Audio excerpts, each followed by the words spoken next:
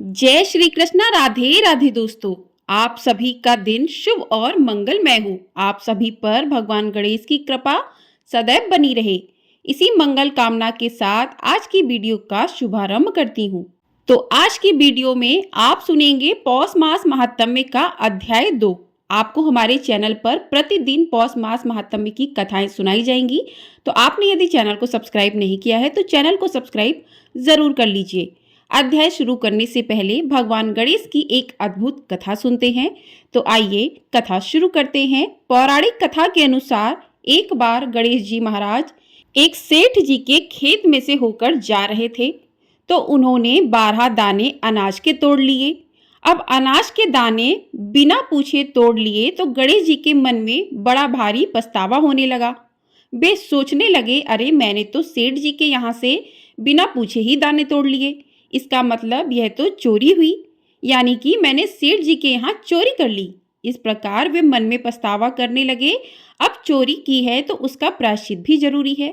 गणेश जी ने जिस सेठ जी के यहाँ से चोरी की थी उन्हीं के यहाँ 12 साल की नौकरी करने का निश्चय कर लिया। बस फिर क्या था, गणेश जी भेष बदलकर पहुंच गए सेठ जी के यहाँ और सेठ जी से काम मांग लिया। उधर सेठ जी को भी किसी नौकर की जरूरत थी। इस तरह गणेश जी नौकर बनकर सेठ जी के यहाँ काम करने लगे। एक दिन की बात है, सेठानी राख से हाथ धोने लगी तो गणेश जी ने सेठानी का हाथ पकड़कर मिट्टी से हाथ धुलवा दिए। सेठानी सेठ जी से बोली, अरे यह कैसा नौकर रखा है, नौकर होकर इसने मेरा हाथ पकड़ लिया। जब सेठ जी को पता चला तो उन्हें भी गुस्सा आया। सेठ जी ने तुरंत अपने नौकर को बुलाकर पूछा, क्यों तुमने सेठानी का हाथ क्यों पकड़ा? तो गणेश जी कहने लगे, मैंने तो सेठानी जी को एक सीख की बात बताई है। राख से हाथ धोने से घर की लक्ष्मी नाराज होकर घर से चली जाती हैं और मिट्टी से हाथ धोने से घर में लक्ष्मी जी का वास हो जाता है। सेठ जी ने सोचा, अरे मेरा नौकर है तो सच्चा। दरअसल सेठ जी के यहाँ नौकर बनकर रह रहे भगवान गणेश जी ने उन्हें अपना नाम भी गणेश बताया था। तो जब कुंभ का मेला आया तो सेठ जी कहने लगे, गणेश सेठानी को कुंभ के मेले में स्नान करा ले आओ। अब नौकर बने गणेश जी सेठानी के साथ चल दिए गंगा स्नान कराने।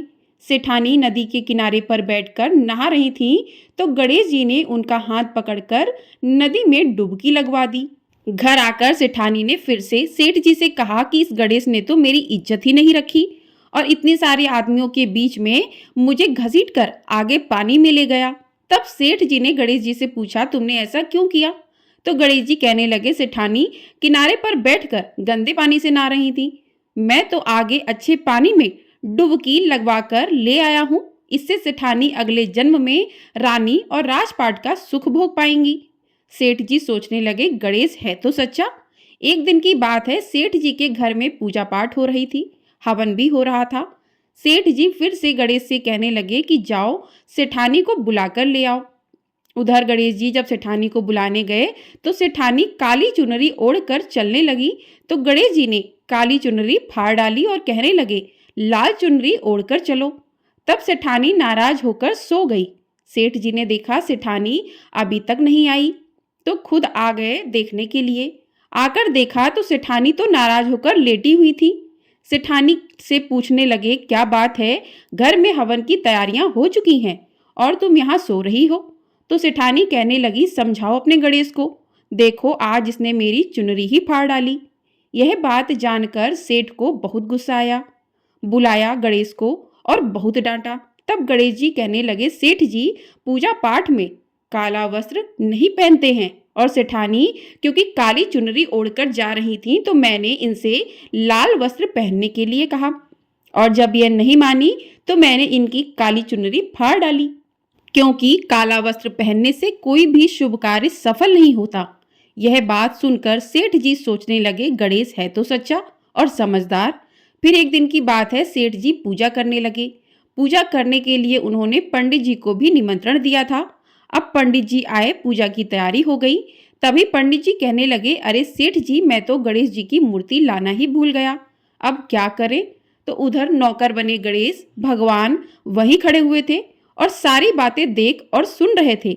यह बात सुनते ही गणेश जी तुरंत कहने लगे, तो मुझे ही मूर्ति बनाकर विराजमान कर लो, आपके सारे काम सफल हो जाएंगे।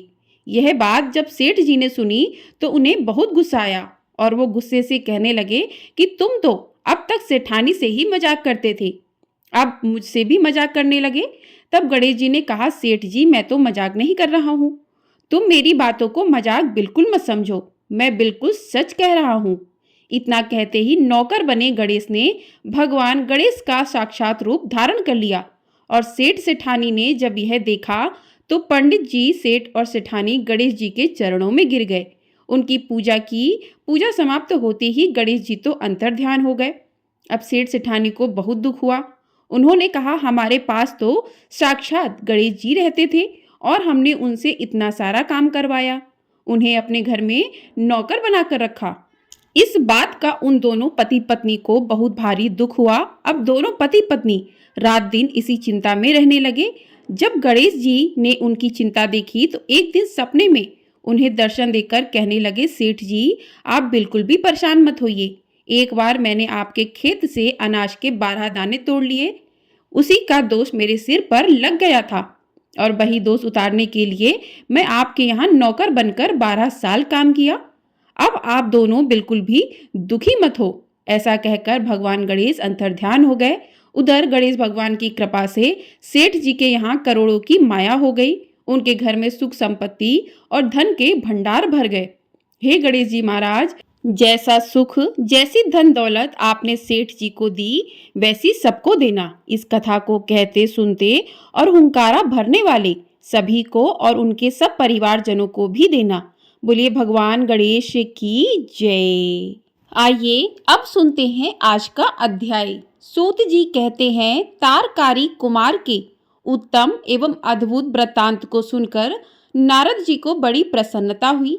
उन्होंने पुनः प्रेम पूर्वक ब्रह्मा जी से पूछा। नारद जी बोले, देव देव आप तो शिव संबंधी ज्ञान के अथाह सागर हैं। प्रजानाथ, मैंने स्वामी कार्तिक के सद्वृत्तांत को, जो अमृत से भी उत्तम है, सुन लिया है। अब गणेश जी का उत्तम चरित्र सुनना चाहता हूँ। आप उनका जन्म वृत्तांत तथा दिव्य चरित्र, जो संपूर्ण मंगलों के लिए भी मंगल स्वरूप है, वर्णन कीजिए। सूत जी कहते हैं, महामुनि, नारद का ऐसा वचन सुनकर ब्रह्मा जी हर्ष से गदगद हो गए। वे शिव जी का स्मरण करके बोले, नारद, पहले जो मैंने विधि पूर्वक गणेश की उत्पत्ति का वर्णन किया था कि शनि की दृष्टि पड़ने से गणेश का मस्तक कट गया था, तब उस पर हाथी का मुख लगा दिया गया था, वह कल्पकांतार की कथा है। अब श्वेत कल्प में घटित हुई गणेश जी की जन्म कथा का वर्णन करता हूँ, जिसमें कृपालु शंकर ने ही उनका मस्तक काट लिया था। मुने, इस विषय में तुम्हें संदेह नहीं करना चाहिए, क्योंकि भगवान शंभु कल्याणकारी, सृष्टिकर्ता और सबके स्वामी हैं। वे ही सगुण और निर्गुण भी हैं। उन्हीं की लीला से सारे विश्व की सृष्टि, रक्षा और विनाश होता है। मुनि श्रेष्ठ, अब प्रस्तुत विषय को आदर पूर्वक श्रवण करो। एक समय पार्वती जी की जया विजया नाम वाली सखियां उनके पास आकर विचार करने लगी।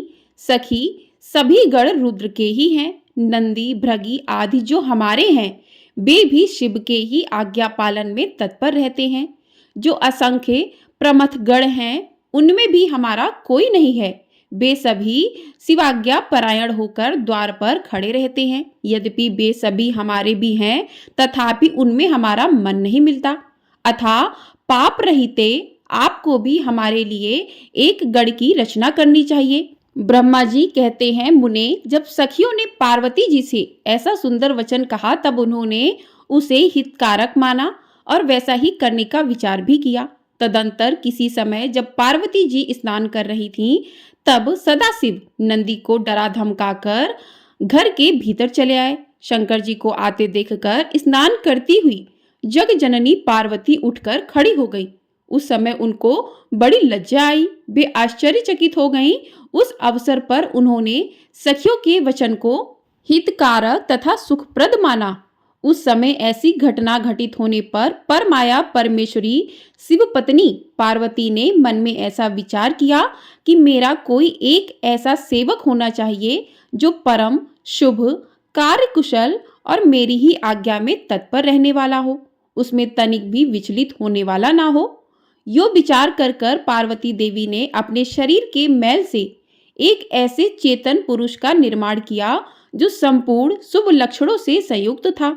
उसके सभी अंग सुंदर और दोष रहित थे। उसका वह शरीर विशाल, परम शोभायमान और महान बल पराक्रम से संपन्न था। देवी ने उसे अनेक प्रकार के वस्त्र, नाना प्रकार के आभूषण और बहुत सा उत्तम आशीर्वाद देकर कहा, तुम मेरे पुत्र हो, मेरे अपने ही हो, तुम्हारे समान प्यारा मेरा यहाँ कोई दूसरा नहीं है। पार्वती जी के ऐसा कहने पर पुरुष उन्हें नमस्कार करके बोला तो गणेश जी ने कहा, माँ, आज आपको कौन सा कार्य आ पड़ा है, मैं आपको कथा अनुसार उसे पूर्ण करूंगा। गणेश जी के यूं पूछने पर पार्वती जी अपने पुत्र को उत्तर देते हुए बोली, तात, तुम मेरे पुत्र हो, मेरे अपने हो, अतः तो मेरी बात सुनो। आज से तुम मेरे द्वारपाल हो जाओ। सतपुत्र, मेरी आज्ञा के बिना कोई भी हठपूर्वक मेरे महल के भीतर प्रवेश न करने पाए, चाहे वह कहीं से भी आ जाए, कोई भी हो। बेटा, यह मैंने तुमसे बिल्कुल सत्य बात कही है।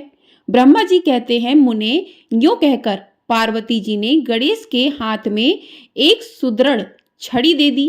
उस समय उनके सुंदर रूप को निहार कर पार्वती हर्ष मग्न हो गईं। उन्होंने परम प्रेम पूर्वक अपने पुत्र का मुख चूमा और कृपा परवश हो छाती से लगा लिया। फिर दंडधारी गणेश राज को अपने द्वार पर स्थापित कर दिया। बेटा नारद तदंतर पार्वती नंदन महावीर गणेश पार्वती की हित कामना से हाथ में छड़ी लेकर गृह द्वार पर पहरा देने लगे।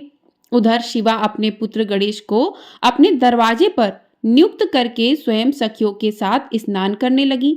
मुनि श्रेष्ठ इसी समय भगवान शिव, जो परम कौतिकी तथा नाना प्रकार की लीलाएं रचने में निपुण हैं, द्वार पर आ पहुंचे।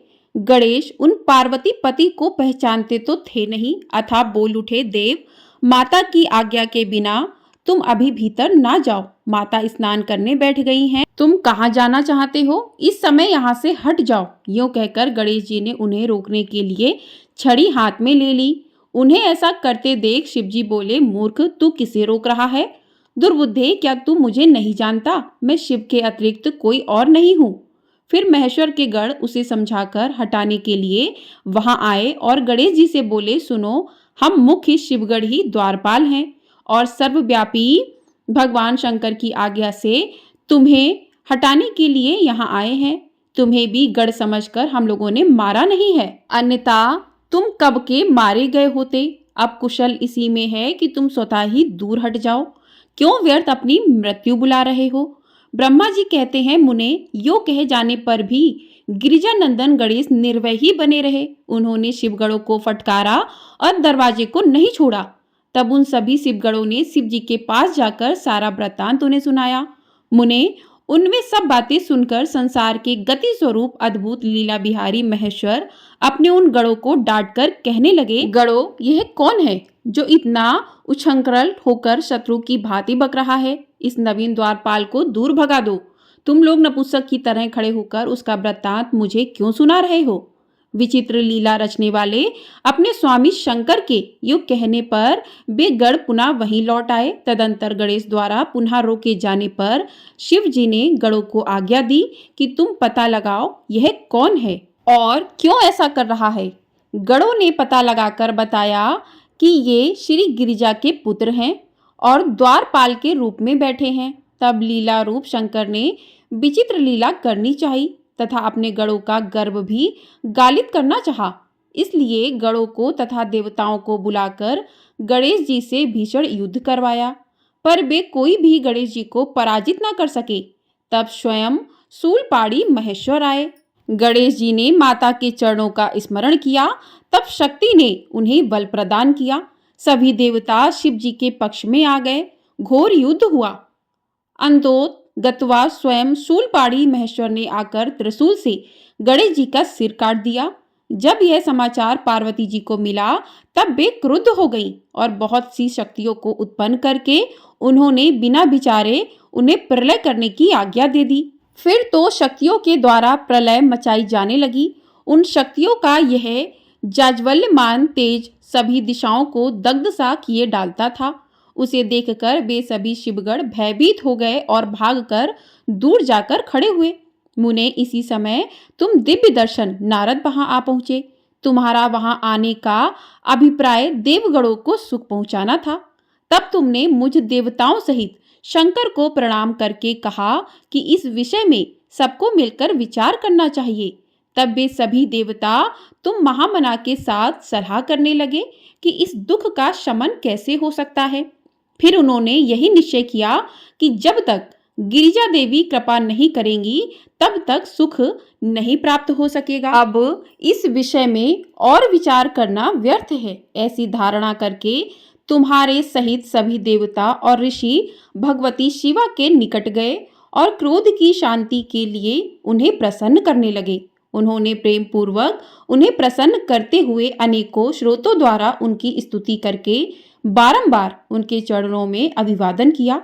फिर देवगण की आज्ञा से ऋषि बोले, जगदम्बे तुम्हें नमस्कार है, शिव पत्नी तुम्हें प्रणाम है, चंडिके तुम्हें हमारा अभिवादन प्राप्त हो, कल्याणी तुम्हें बारंबार प्रणाम है, अम्बे तुम्ही आदि शक्ति हो, तुम्ही सदाचारी सृष्टि की निर्माण करता, पालिका शक्ति और संहार करने वाली हो, देवेशी तुम्हारे कोप से सारी त्रिलोक की विकल हो रही है, अतः अब प्रसन्न हो जाओ और क्रोध को शांत करो। देवी, हम लोग तुम्हारे चरणों में मस्तक झुकाते हैं। ब्रह्मा जी कहते हैं, नारद, यूं तुम सभी ऋषियों द्वारा स्तुति किए जाने पर भी परादेवी पार्वती ने उनकी ओर क्रोध भरी दृष्टि से ही देखा, किंतु कुछ कहा नहीं। तब उन ऋषियों ने पुनः उनके चरण कमलों में सिर झुकाया और भक्ति पूर्वक हाथ जोड़कर पार्वती जी से निवेदन किया। ऋषियों ने कहा, देवी, अभी संहार होना चाहता है, अतः क्षमा करो, क्षमा करो। अंबिके, तुम्हारे स्वामी शिव भी तो यहीं स्थित हैं, तनिक उनकी ओर तो दृष्टिपात करो। हम लोग ये ब्रह्मा विष्णु आदि देवता तथा सारी प्रजा सब तुम्हारे ही हैं और व्याकुल होकर अंजलि बांधे तुम्हारे सामने खड़े हैं। हे परमेश्वरी, इन सब का अपराध क्षमा करो। शिवे, अब इन्हें शांति प्रदान करो। ब्रह्मा जी कहते हैं, मुने, सभी देव ऋषियों कहकर अत्यंत दीन भाव से व्याकुल हो हाथ जोड़कर चंडिका के सम्मुख खड़े हो गए। उनका ऐसा कथन सुनकर चंडिका प्रसन्न हो गई। उनके हृदय में करुणा का संचार हो आया। तब वे ऋषियों से बोली, ऋषियों, यदि मेरा पुत्र जीवित हो जाए और वह तुम लोगों के मध्य पूजनीय मान लिया जाए तो संहार नहीं होगा। जब तुम लोग उसे सर्वाध्यक्ष का पद प्रदान कर दोगे तभी लोक में शांति हो सकती है, अन्यथा तुम्हें सुख नहीं प्राप्त हो सकता। ब्रह्मा जी कहते हैं, मुने, पार्वती के यूं कहने पर तुम सभी ऋषियों ने उन देवताओं के पास आकर सारा वृत्तांत कह सुनाया। उसे सुनकर इंद्र आदि सभी देवताओं के चेहरे पर उदासी छा गई। वे शंकर जी के पास गए और हाथ जोड़कर उनके चरणों में नमस्कार करके सारा समाचार निवेदन कर दिया। देवताओं का कथन सुनकर शिव जी ने कहा, ठीक है, जिस प्रकार सारी त्रिलोकी को सुख मिल सके वही करना चाहिए। अतः अब उस उत्तर दिशा की ओर जाना चाहिए और जो जीव पहले मिले उसका सिर काटकर उस बालक के शरीर पर जोड़ देना चाहिए। ब्रह्मा जी कहते हैं, मुने, तदंकर शिव जी की आज्ञा का पालन करने वाले उन देवताओं ने वह सारा कार्य संपन्न किया। उन्होंने उस शिशु शरीर को धो पोंछ कर विधिवत उसकी पूजा की। फिर वे उत्तर दिशा की ओर गए। वहां उन्हें पहले पहल एक दांत वाला एक हाथी मिला। उन्होंने उसका सिर लाकर उस शरीर पर जोड़ दिया। हाथी के उस सिर को संयुक्त कर देने के पश्चात सभी देवताओं ने भगवान शिव आदि को प्रणाम करके कहा कि हम लोगों ने अपना काम पूरा कर दिया, अब जो करना शेष है उसे आप लोग पूर्ण करें।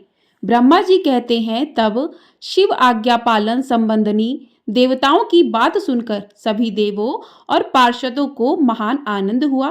तत्पश्चात ब्रह्मा विष्णु आदि सभी देवता अपने स्वामी निर्गुण स्वरूप भगवान शंकर को प्रणाम करके बोले कि स्वामिन, आप महात्मा के जिस तेज से हम सभी उत्पन्न हुए हैं, आपका वही तेज वेद मंत्र के अभियोग से इस बालक में प्रवेश करे। इस प्रकार सभी देवताओं ने मिलकर वेद मंत्र द्वारा जल को अभिमंत्रित किया। फिर शिव जी का स्मरण करके उस उत्तम जल को बालक के शरीर पर छिड़क दिया। उस जल का स्पर्श होते ही वह बालक स्वेच्छा से शीघ्र ही चेतना युक्त होकर जीवित हो गया और सोए हुए की तरह उठ बैठा। वह सौभाग्यशाली बालक अत्यंत सुंदर था। उसका मुख हाथी का सा था, शरीर का रंग हरा लाल था, चेहरे पर प्रसन्नता खेल रही थी। उसकी आकृति कमनीय थी और उसकी सुंदर प्रभा फैल रही थी। मुनीश्वर पार्वती नंदन उस बालक को जीवित देखकर वहां उपस्थित सभी लोग आनंद मग्न हो गए और सारा दुख विलीन हो गया। तब हर्ष विभोर होकर सभी लोगों ने उस बालक को पार्वती जी को दिखाया। अपने पुत्र को जीवित देखकर पार्वती जी परम प्रसन्न हुई। बोलिए भगवान गणेश की जय। तो इस प्रकार से आज का अध्याय यहीं पर समाप्त होता है। कल की वीडियो में आगे का अध्याय सुनेंगे। अब हम सुनते हैं सूर्य चालीसा। श्री रवि हरत हो घोर तम अगणित किरण पसारी, वंदन करु तब चरणन में अर्घ देऊ जलधारी। सकल सृष्टि के स्वामी हो सचराचर के नाथ, निस दिन होत तुमसे ही होवत संध्या प्रभात। जय भगवान सूर्य तमहारी, जय खगेश दिनकर शुभकारी। तुम हो सृष्टि के नेत्र स्वरूपा, त्रिगुणधारी त्रिदेव स्वरूपा। तुम ही करता पालक संहारक, भुवन चतुर्दश के संचालक। सुंदर वदन चतुर्भुजधारी, रश्मि रथी तुम गगन बिहारी। चक्र शंख अरु श्वेत कमलधर, वर मुद्रा सोहत चोटे कर। शीश मुकुट कुंडल गलमाला, चारु तिलक तब भाल विशाला। सप्त अश्वरथ अति द्रुतगामी, अरुण साथी गति अभिरामी। रक्त वरुण आभूषण धारक, अति प्रिय तो है लाल पदार्थ। सर्मात्मा कहे तुम्हें ऋग्वेदा, मित्र कहे तुमको सब वेदा। पंचदेव में पूजे जाते, मन वांछित फल साधक पाते। द्वादश नाम जाप उद्धारक, रोग शोक अरु कष्ट निवारक। माँ कुंती तब ध्यान लगायो, दानवीर सुत कर्ण सुपायो। राजा युधिष्ठिर तब सब गायो, अक्षय पात्र वो वन में पायो। शस्त्र त्याग अर्जुन अकुरायो, वन आदित्य हृदय से पायो। विंध्याचल तब मार्ग में आयो, हाहाकार तिमिर से छायो। मुनि अगस्त्य गिरि पर गर्व मिटायो, निज तपबल से विधि नवायो। मुनि अगस्त तब महिमा गाई, सुमिर भय विजय रघुराई। तोय बिरोक मधु फल जाना, मुख में लीनी तोय हनुमाना। तब नंदन शनि देव कहावे, पवन के सूत शनि तीर मिटावे। यज्ञ व्रत स्तुति तुम्हारी कीनी, भेंट शुक्ल यजुर्वेद की दीनी। सूर्यमुखी खरी तर तब रूपा, कृष्ण सुदर्शन भानु स्वरूपा। नमन तोहे ओंकार स्वरूपा, नमन आत्मा अरुकाल स्वरूपा। दिगदिंगत तब तेज प्रकाशो, उज्ज्वल रूप तुम्ही आकाशे। दश दिगपाल करत तब सुमिरन, अंजलि नित्य करत है अर्पण। त्रिविध ताप हरता तुम भगवन, ज्ञान ज्योति करता तुम भगवन। सफल बनावे तब आराधना, गायत्री जप सरल है साधन। संध्या त्रिकाल करत जो कोई, पावे कृपा सदा तब बोही। चित शांति सूर्याष्टक देव, व्याधि अपाधि सब हर लेवे। अष्टदल कमल यंत्र शुभकारी, पूजा उपासन तब सुखकारी। माघ मास शुद्ध सप्तमी पावन, आरंभ हो तब शुभ व्रत पालन। भानु सप्तमी मंगलकारी, भक्तिदायिनी दोषणहारी। रविवासर जो तुमको ध्यावे, पुत्रादिक दुख वैभव पावे। पाप रूपी पर्वत के विनाशी, ब्रज रूप तुम हो अविनाशी। राहुवान तब ग्रास बनावे, ग्रहण सूर्यता को लग जावे।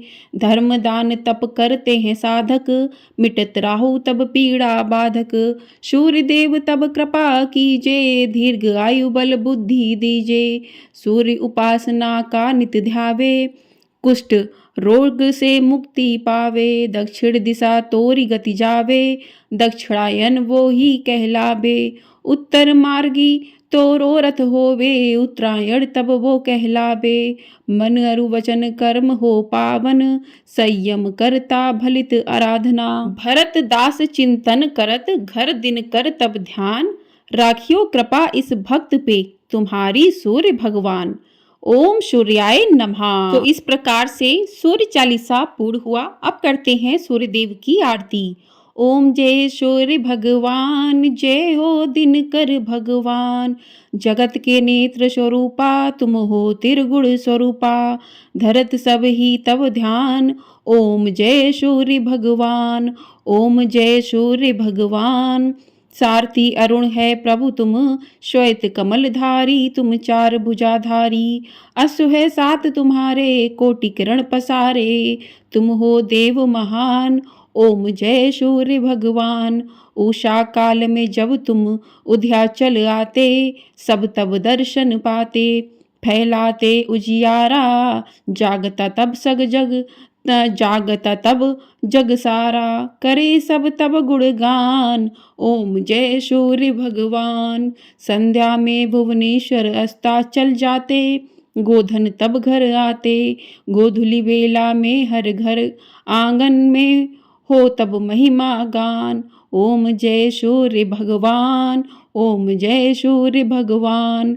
देव धनुज नर नारी, ऋषि मुनिवर भजते, आदित्य हृदय जपते, श्रोत ये मंगलकारी, इसकी है रचना न्यारी, दे नव जीवन दान। ओम जय सूर्य भगवान, ओम जय सूर्य भगवान। तुम हो त्रिकाल रचयिता, तुम जग के आधार, महिमा तब अपरंपार, प्राणों का सिंचन करके भक्तों को अपने देते, बल बुद्धि और ज्ञान। ओम जय सूर्य भगवान, ओम जय सूर्य भगवान। भूचर जलचर खेचर सबके हो प्राण तुम्ही, सब जीवों के प्राण तुम्ही, वेद पुराण वखाने, धर्म सभी तुम्हें माने, तुम ही सर्वशक्तिमान। ओम जय सूर्य भगवान, ओम जय सूर्य भगवान। पूजन करती दिशाएं पूजे दश दिक्पाल, तुम भुवनों के प्रतिपाल, ऋतु तुम्हारी दासी, तुम शाश्वत अविनाशी, शुभकारी अंशुमान। ओम जय सूर्य भगवान, ओम जय सूर्य भगवान, ओम जय सूर्य भगवान। जय हो दिनकर भगवान, जगत के नेत्र स्वरूपा, तुम हो त्रिगुण स्वरूपा, स्वरूपा धरत सब ही तब ध्यान। ओम जय सूर्य भगवान। बोले सूर्य भगवान की जय। इसी के साथ आज का अध्याय कथा चालीसा यहीं पर समाप्त हुआ। मिलते हैं अगली वीडियो में। तब तक के लिए आपको ये वीडियो पसंद आई है तो वीडियो को लाइक अवश्य कर दीजिएगा। आपका एक लाइक हमारे लिए बहुत अधिक महत्वपूर्ण होता है। और चैनल को सब्सक्राइब कर लीजिएगा। आपको हमारे चैनल पर प्रतिदिन पौष मास महात्म्य की कथाएं सुनाई जाएंगी। इन कथाओं को अपना ढेर सारा प्यार अवश्य दीजिएगा। बोलिए सूर्य भगवान की जय।